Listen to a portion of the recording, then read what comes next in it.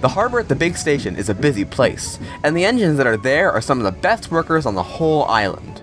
Each day, large ships full of valuable cargo are brought in from the mainland and abroad. Engines like Rosie help shunt the goods they bring in for the bigger goods engines to take inland. However, the engines aren't alone in these docks, as the road vehicles use them too. These roads need repaving, and so the harbor company brought in George to help. Railways are no good, turn them into roads. Pull them up, turn them into roads. Be quiet, retorted Rosie. You need our help with your roads anyway. That tar is coming from the rails. A lorry could easily do that, replied George. And in half the time too. Not to mention, you've seen how many accidents there are on the railway. For the sake of public safety, there should become roads.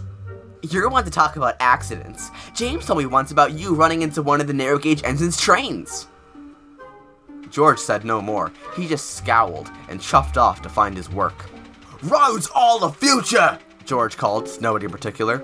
Scrap the rails today. George was to share the coal loaders with the steam engines of the harbor. This proved convenient for him, but not so for the engines. George would hog the space on the rails, meaning Rosie couldn't properly shunt her trains when George was taking on fuel.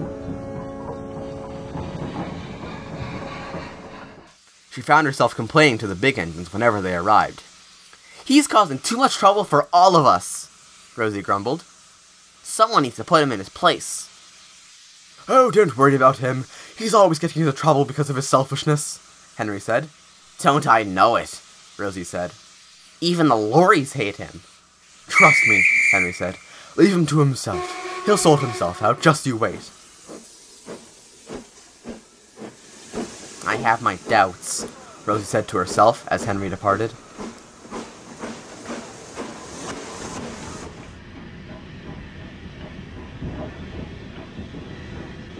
Rosie met George at the coal loader later, and George looked no less grumpy. Watch it, he snorted as Rosie came in. I'm an important steamroller, much better than you kettles. Now watch out, let me show you what a real vehicle can do. Rosie took no notice.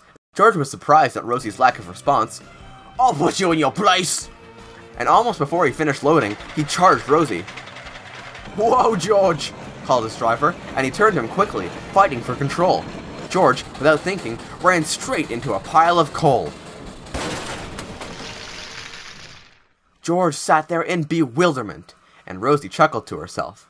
Well, well, George, I suppose roads really are the future. Steamrollers like you don't even have to hear someone to argue with them.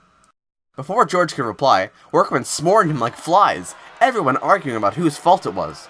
George said it was Rosie's fault for angering him. The driver said it was the harbour master's fault for leaving the truck so close to the coal stage. The workmen said it was George's fault for being so careless. Rosie, however, just sat there, letting the chaos unfold around her. Just as the arguing became too much, the harbour master, Mr. Taylor, came to sort out the mess.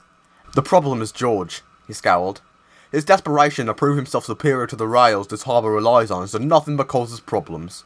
I'd like to request that he be returned at once. The workmen stopped arguing, and set to work clearing the mess. Rosie chortled as she slipped away back into the yard.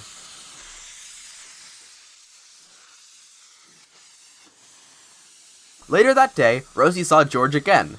This time, however, he was loaded onto a flat wagon on Henry's goods train.